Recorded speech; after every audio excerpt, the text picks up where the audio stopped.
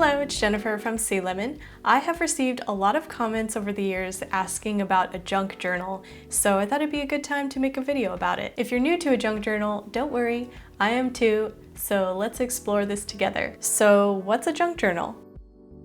After doing some research and asking you guys about it, I've found that this type of journal can pretty much be whatever you want it to be. But for the most part, it consists of mixed media pages made from your junk or scrap paper or found papers from your travels. You can recycle old books like outdated planners to make collages on the pages.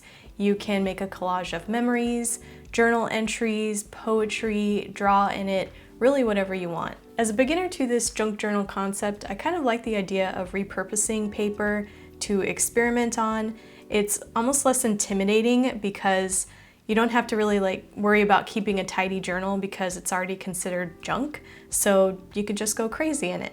The most common examples I see have a vintage worn look, but you don't have to do it in that style. You can definitely put your own twist on it, and you can bind it however you'd like. I'd love to read how you guys like to use a junk journal, and if you have any ideas of things you want to try with it, go ahead and leave it in the comments below. So here is my first attempt at making my first junk journal. I've had this folder of scrap paper for years, and I could never figure out a use for these papers, so maybe a junk journal would be a good solution. These papers have some sentiment behind them, so I think that's why I found it difficult to cut them up or put them on projects. And I think I want my junk journal to be more of a storage of these papers. Maybe I'll add to the pages eventually, but for now it's more of an archive of these papers that I've been collecting for years and don't know quite what to do with them, but I still like looking at them and I just can't part with them. If they were bound in a way that I could add to the book or remove these pages when I want to, I think it would be more enjoyable to flip through these papers rather than just shoving them in this folder where they sit for years and they never see the light of day and I forget about them. My binding solution for this is to use the Discbound system, which I already have tools for, and while going through these papers, I'm coming up with an idea for the covers. I've had these wrapping paper samples since the 90s and they seem to be aging, yellowing, which means they're probably not acid-free and they're just going to continue doing that. So I thought it would be fun to break out my laminating machine and preserve them, but also use them as the covers. Continuing on with the theme of using tools that I haven't used in a while, I'm using this paper punch to make this pattern of paper that I can then combine into like a textured design. I know this sounds weird, but you'll see what I mean. Also, punching paper can just be fun, at least to me, so I enjoyed doing this, and it's another alternative to just cutting up the paper in shapes with scissors.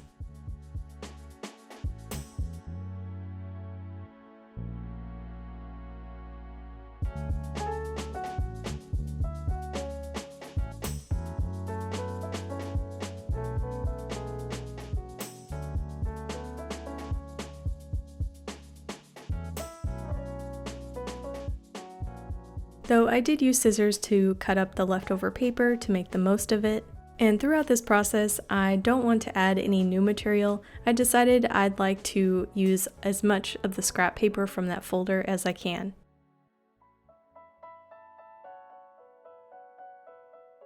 Now I have my geometric shaped 90s fading wrapping paper pieces. They're going inside this piece of laminate in a kind of sprawled out random design. I put them face down first, so each side will have a look at the metallic side of the paper.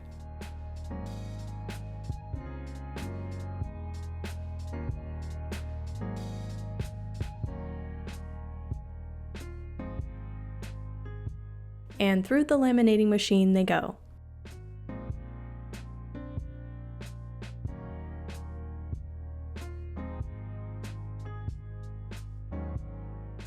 I did this on 2 letter-sized thermal pouches, and these happen to have UV protection, so at least these fading papers will be preserved a little bit longer. I want to keep my book letter size, so some of these papers I do need to trim down to fit into the covers.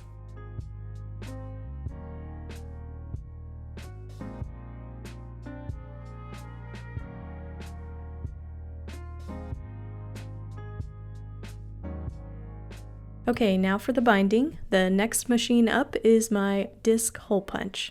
I've been using disc binding for a while now, and if you're curious about it, I do have a whole playlist full of videos to dive into. You can check it out right here. So now I've compiled all my papers into some sort of order, and I'm punching them so they can all fit into a book. For the covers though, I'm going to hand punch. This is because the laminate is wider than a letter size, and when I put that into the punching machine, it will make half of the punched out shape on the corners because it's an awkward size. So for this one, I prefer to hand punch. I'm taping a template on top with the punch pattern centered on the side and using just a standard hole punch on the marks. Then trimming a line below that so it can fit onto the disc. I did this to the other cover, and now that I have everything punched, I can bind them all together with discs.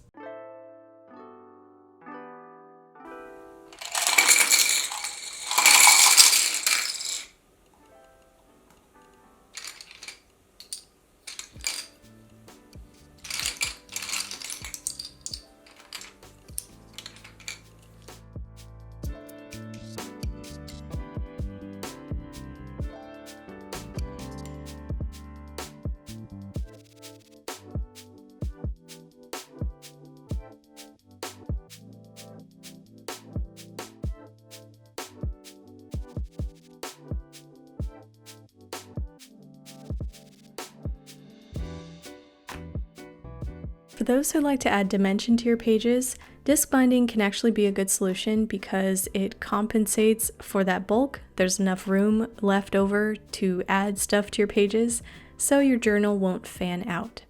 And of course, the main reason I like it is that you can remove pages and add them back in. Now that I've made my first junk journal, why not do a flip through? I think my cover design definitely translates that this is a junk journal. It is full of paper scraps. Some of these papers I can't even remember how I got.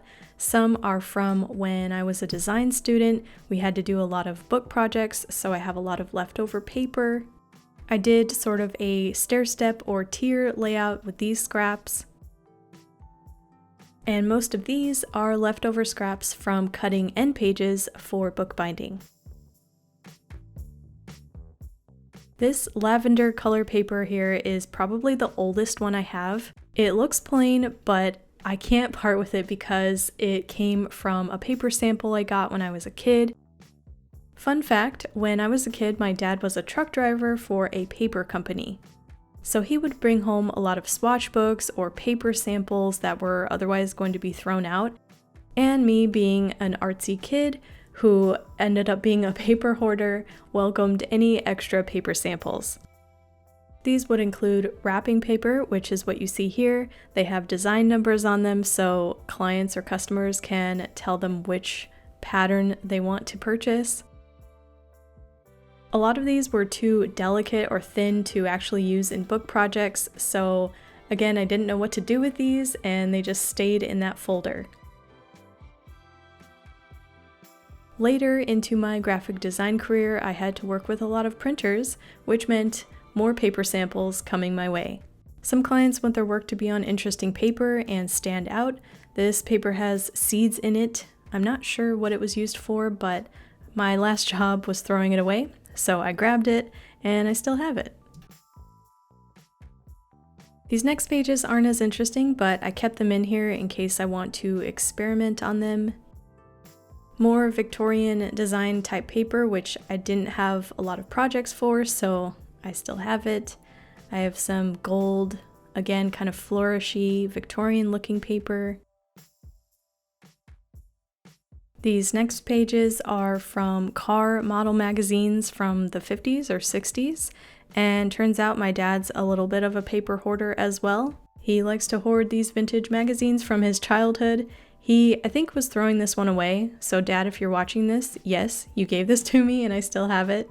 And I think I held on to these years ago because I was interested in type as a graphic designer, and I thought it would be useful in case I needed to reference some older looking typography someday.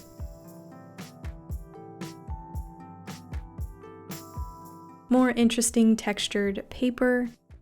I wasn't planning on making this an older vintage junk journal, but I do have some of those papers which I don't have a place for, so they're going in here. A scrap from the cheetah pattern I painted. Another paper sample which is made out of beer. I thought that was cool, so that's why I still have it, and I like the texture on it. So this might not be the traditional way of junk journaling, but again, I think you should do whatever works for you. And I like that I now have a home for those scraps, which I just can't throw away, but I also can't figure out what to do with them. And if this thing ends up getting any thicker, I can just switch out the disc for larger ones. I hope this gave you some ideas or motivation to try a junk journal, and don't feel like you have to make it scrapbooky. Similar to bullet journaling, there's a spectrum, so you can make it as minimal as you want or as cluttered as you want. Thanks to all the comments left on my community post covering this topic. It was really helpful to read your comments, and thank you to my YouTube members and patrons for supporting this channel. If you are interested in helping me make more videos and content like this, go check out the links below to check out the memberships and tiers that you can join. Also, if you don't want to miss my next upload, make sure you hit that subscribe button and hit the bell right next to it so you can get notified every time I post a new video. You can jump into more videos here, and I will put all of these links mentioned, including the supplies I used in this video, in the description below, and I will see you guys in the next video. Bye!